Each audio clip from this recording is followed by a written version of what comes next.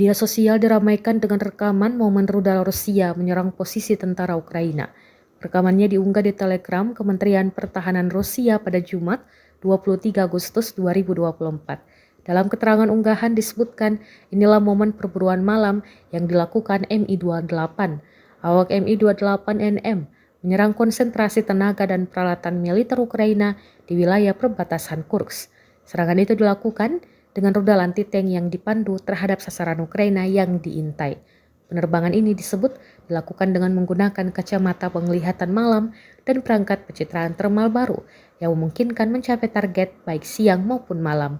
Setelah menggunakan senjata penerbangan, para kru kembali dengan selamat ke lokasi keberangkatan. Menurut laporan intelijen, personel dan kendaraan lapis baja Angkatan Bersenjata Ukraina sukses dihancurkan.